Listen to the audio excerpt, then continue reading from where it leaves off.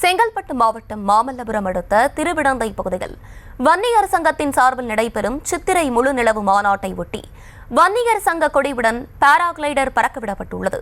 இதனை கண்டு ஏராளமான தொண்டர்கள் ஆர்ப்பரித்து வரும் நிலையில் கூடுதல் விவரங்களோடு இணைகிறார் எமது செய்தியாளர் ராஜேஷ். வணக்கம், விரிவான விவரங்களை வழங்கலாம். வணக்கம். வன்னியர் சங்கம் சார்பிலே இந்த சித்திரை முழு நிலவு மாநாடு நடைபெற்று வரக்கூடிய சூழ்நிலையிலே சுற்றிலும் பாராகிளைடர் மூலமாக வன்னியர் சங்க கொடி பறக்க விடப்பட்டிருக்கின்றது. இந்த மாநாடு நடைபெறக்கூடிய பகுதியிலே சுற்றிலுமாக அருகிலேயே கடலும் கூட இருக்கக்கூடிய காரணத்தால் முழுமையாக அந்த பாராகிளைடர் சுற்றி வருகின்றது. பாராகிளைடரிலே ஒரு வன்னியர் சங்க கொடியும் மஞ்சள் நிற அக்னி கலசம் பொருத்திய கொடியும் பொருத்தப்பட்டிருக்கின்றது.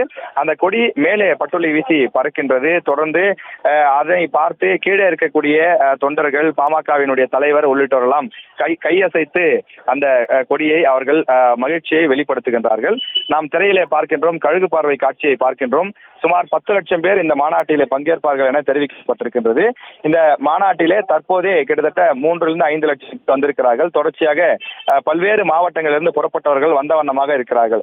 இன்னும் சொல்ல போனால் நாகை, மயிலாடுதுறை, அதே போல வந்தவாசி உள்ளிட்ட பல பகுதிகளிலிருந்து வன்னியர் சங்கத்தை சார்ந்தவர்களும் பாட்டாளி மக்கள் கட்சியை சார்ந்தவர்களும் வாகனங்களில் தொடர்ந்து வந்த வண்ணமாக இருக்கின்றார்கள்.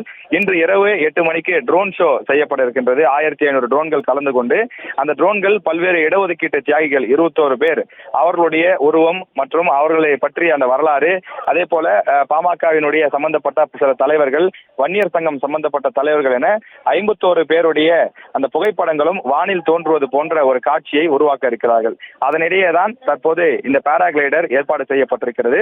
இந்த வங்கக்கடல் ஓரமாக குறிப்பாக மகாபலிபுரம் கடற்கரையை ஒட்டிய பகுதியிலே இந்த மாநாடு நடைபெறக்கூடிய நிலையிலே கடற்கரையும் அந்த மாநாட்டையும் சேர்த்து அந்த பாராகிளைடர் சுற்றி வருகின்றது.